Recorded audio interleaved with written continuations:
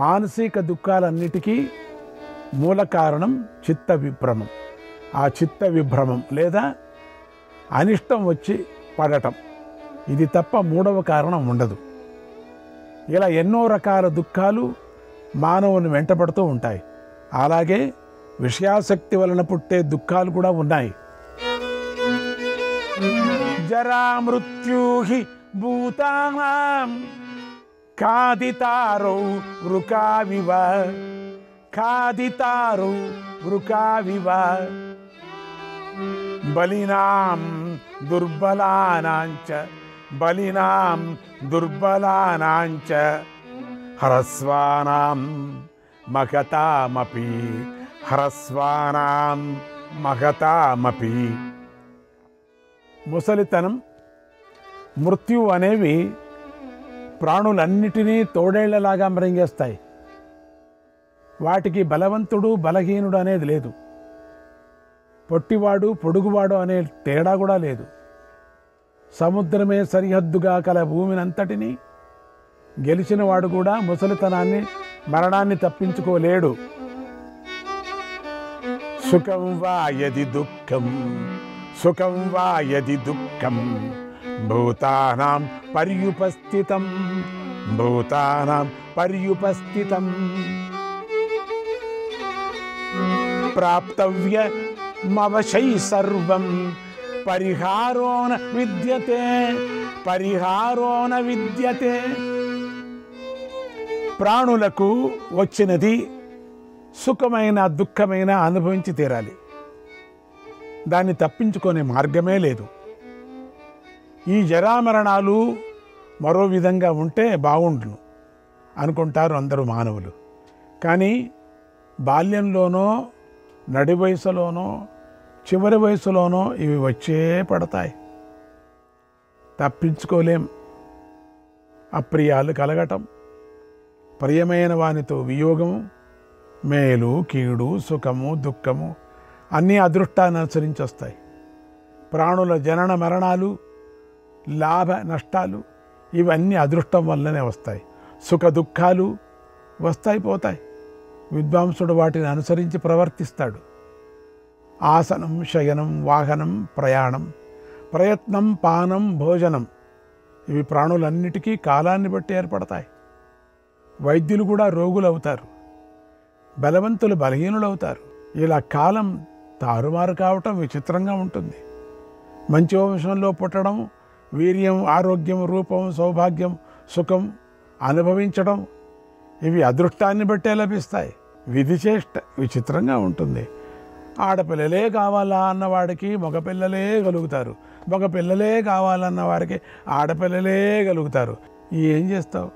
రోగం, అగ్ని, జలం, ఆయుధం, ఆకలి, ఆపదలు, విషం, జ్వరం, మరణం, ఉచ్చస్థితి నుండి పడిపోవడం ఇవన్నీ ప్రాణి నిర్మాణంలో అదృష్ట రూపంలో ఉన్న సేతువు ద్వారా నడుస్తాయి. దానిని దాటిపోవటం కానీ బయటపడటం కానీ కనపడదు, దాటాల్సిందే. అదృష్టం వశాత్తు ఒక్కొక్కడు దాన్ని అతిక్రమించి ముక్తుడవటము కనిపిస్తుంది. ధనవంతుడు యువకుడుగానూ చనిపోవడం చూస్తున్నాం. ఇలా కాలం చేత ఇష్ట విషయాలను అనిష్ట విషయాలను సర్వ ప్రాణులు సృష్టిస్తున్నాయి. కానీ దీనికి కారణం కనిపించదు కదా. వాయువు, ఆకాశం, అగ్ని, చంద్రుడు, సూర్యుడు, పగలు, రాత్రి, నక్షత్రాలు, నదులు, పర్వతాలు వీటిని ఎవడు చేస్తున్నాడు? ఎవడు భరిస్తున్నాడు? చలి, వేడిమి, వర్షము ఇవి కాలాన్ని బట్టి మారుతున్నట్లే మనుష్యులకు సుఖదుఖాలు వచ్చిపోతూ ఉంటాయి. జరామరణాలతో కూడిన మానవుణ్ణి మందులు మంత్రాలు హోమాలు జపాలు కాపాడు. యథా కాష్టంచ కాష్టంచ యథా కాష్టంచ కాష్టంచ సమేయాతాం మహౌదదౌ సమేయాతాం మహౌదదౌ సమేత్య చ వ్యపేయాతాం సమేత్య చ వ్యపేయాతాం తద్వద్భూత సమాగమక తద్వద్భూత సమాగమక. మహాసాగరంలో కట్టే కలుసుకుంటాయి, మళ్ళీ విడిపోతాయి. మహాసముద్రం అట్లా పోతాయి, కలుసుకొని పోతూ ఉంటాయి. ఆహా మన ఇద్దరం జోడి, మన ఇద్దరం బాగున్నాం, మన ఇద్దరం ఆ ప్రవాహం వచ్చింది, అట్లా పోతాం. ఎన్నో జన్మలలో వేల కొద్ది తల్లిదండ్రులను, వందల కొద్ది పుత్రులను, భార్యలను పొంది ఉన్నావు. మొగుళ్ళను కూడా పొందావు. వారు ఎవరివారు, మనం ఎవరి వారము? ఏ జీవుడికి ఎవడు ఏమీ కాడు, వీడెవడికి ఏమీ కాడు. భార్య, చుట్టం, స్నేహితులు మొదలైన వారితో కలయిక, దారిలో ఇతరులతో కలయిక లాంటిదే. ఎక్కడున్నాను, ఎక్కడికి వెళతాను, ఇదే మన జీవితం. ఇది అట్లనే ప్రపంచమంతా బస్టాండు. ఎవరో ఏమో కలిసి ఉన్నాం, 100 సంవత్సరాలంతే, ఇట్లా పోతాయి. నువ్వెవరో నేనెవరో, ఎక్కడికి వెళతాను, నేనెవడిను, ఇక్కడ ఎందుకున్నాను, దేని గురించి ఎందుకు విచారించాలి, ఇలా ఆలోచించి మనసును నిలుపుకోవాలి. ఈ సంసారం అనిత్యమైనది, కానీ నివసించటానికి ఇష్టమైనది. ఇది చక్రంలా తిరుగుతూ ఉంటుంది. సోదరుడు, తల్లి, తండ్రి, స్నేహితుడు వీరంతా మనకు దారిలో కలిసిన వారే. వీళ్ళంతా ఏదో దారిలో ఫ్రెండ్స్. పూర్వం మనం పరలోకాన్ని చూడలేదు కదా, ఇప్పుడు అది ప్రత్యక్షంగా కనబడదని పండితులకు తెలుసు. కానీ వేదాలను కాదనకుండా మేలు కోరేవాడు దానిని నమ్మాలి. విద్వాంసుడు పితృకార్యాలను, దైవ కార్యాలను యథావిధిగా చేయాలి. ధర్మం అతిక్రమించని కార్యాలను ఆచరించాలి. ఆ యజ్ఞాలు చేయాలి. ధర్మార్థ కామాలను నిష్ఠతో అనుసరించాలి. కాలమనే ఈ సముద్రము లోతైనది. ఇందులో జరామృత్యువులనే మొసళ్ళుంటాయి. ఈ సముద్రంలో లోకమంతా మునిగిపోతుంది సముద్రంలో. కానీ దీనిని ఎవడూ తెలుసుకోవటం లేదు. ఆయుర్వేదం చదివి దానిపై చక్కని అధికారం ఉన్నటువంటి వైద్యులు ఎందరో వ్యాధులతో మునిగి తేలుతూ కనబడుతున్నారు.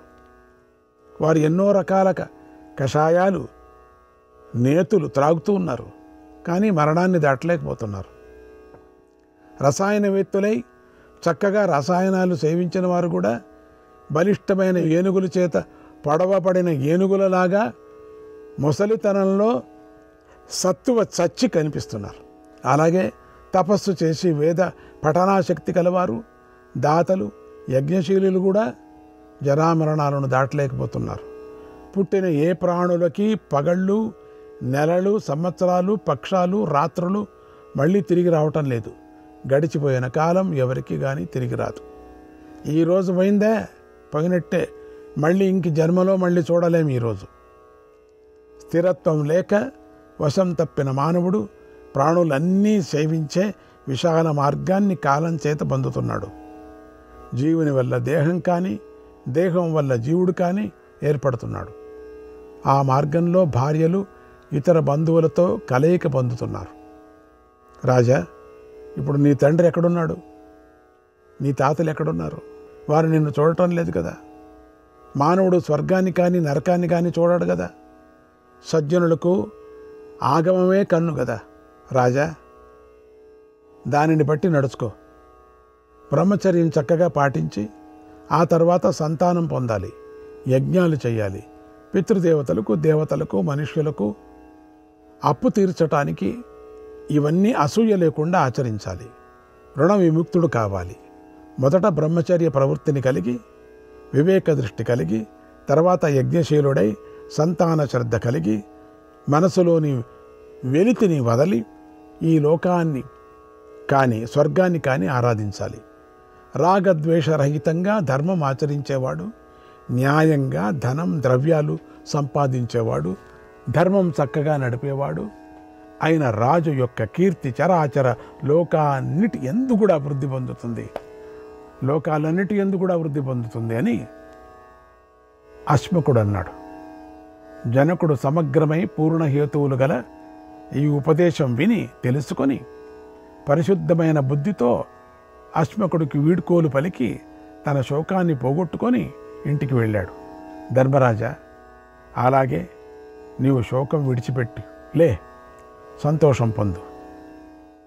క్షత్రధర్మంతో నీవు భూమిని జయించు, దాన్ని చక్కగా అనుభవించు, సందేహించకు అన్నాడు వ్యాసుడు.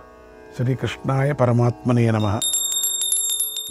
29వ అధ్యాయం. వ్యాసుడి బోధ విని ధర్మపుత్రుడైన అంటే యుధిష్ఠిరుడు మౌనం వహించాడు.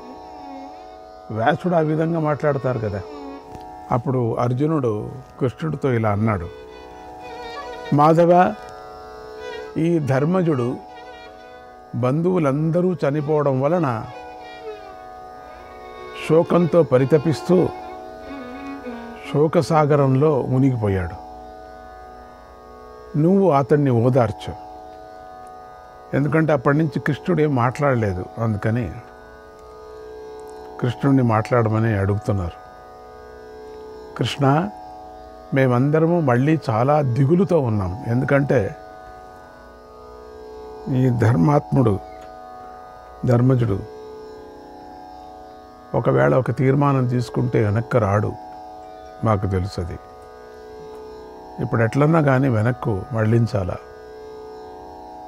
మేమంతా అయిపోయింది చెప్పి అందరూ వ్యాసుడు చెప్పారు, ఇక నువ్వు ఒక్కడే ఉండేది, నీ మాట వింటాడు. వినకపోయినా కూడా శోకం పోగొడితే ఆయన ఏమైనా మేము చేయించుకోవచ్చు అని అందరూ ప్రార్థన చేసినప్పుడు అర్జునుడు కృష్ణునితో ఇలా అనగానే పుండరీకాక్షుడైనటువంటి అచ్యుతుడు ధర్మరాజు వైపు తిరిగాడు. కృష్ణుడు ధర్మరాజుకు అతిక్రమింపరాని వాడు. ఎప్పుడు చిన్నప్పటి నుండి ప్రీతి విషయంలో అర్జునుడి కంటే ధర్మరాజుకు కృష్ణుడే అధికం. మహాబాహువైనటువంటి కృష్ణుడు ధర్మరాజు చేతిని దృఢంగా పట్టుకొని సరస సల్లాపాలతో ఇలా అన్నాడు, మా కృతాగ పురుష వ్యాఘ్ర శోకం త్వం గాత్ర శోషణం, శోకం త్వం గాత్ర శోషణం నహితే సులభ భూయః, నహితే సులభ భూయః ఏకతాస్మిన్ రణాజిరే, ఏకతాస్మిన్ రణాజిరే. పురుషశ్రేష్ఠ, శరీరాన్ని శుష్కింపచేసేటువంటి శోకం నీవు పొందుతున్నావు.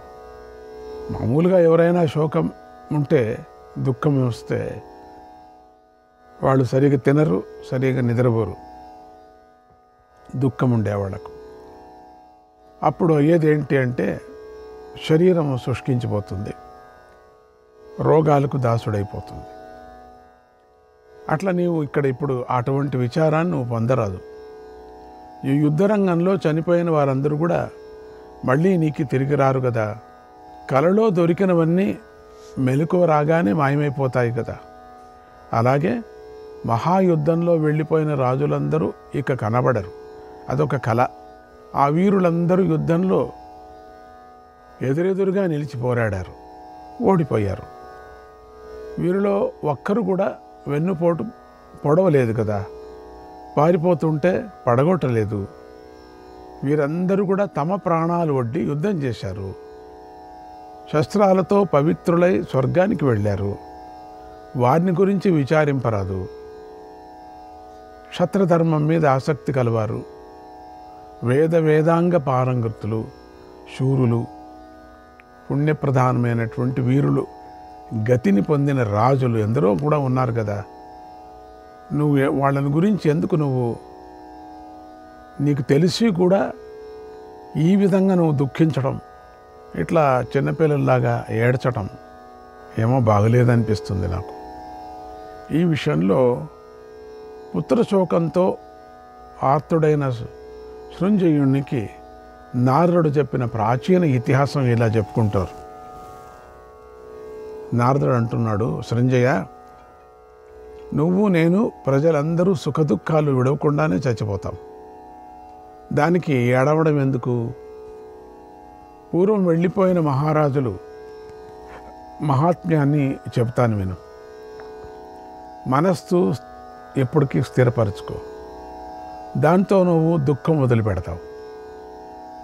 మహానుభావులై చనిపోయిన రాజులను గూర్చి విని సంతాపాన్ని పోగొట్టుకో. విస్తారంగా చెబుతా విను. ఇది క్రూర గ్రహాలను శాంతింపజేస్తుంది, ఆయువును పెంచుతుంది, ఉత్తమము మనోహరము అయింది. ఇది గ్రహింపదగింది. ఇది పూర్వ మహారాజుల కథ. దీన్ని విను.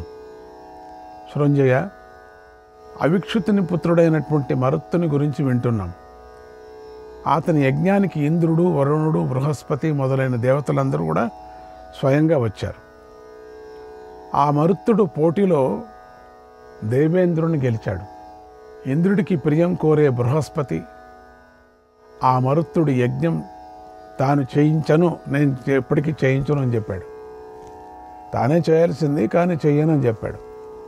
అప్పుడు బృహస్పతి తమ్ముడైన సంవర్తుడు ఆ యజ్ఞం చేయించాడు. తమ్ముడి దగ్గరికి వెళ్ళి అడిగారు, తమ్ముడు చేయించాడు.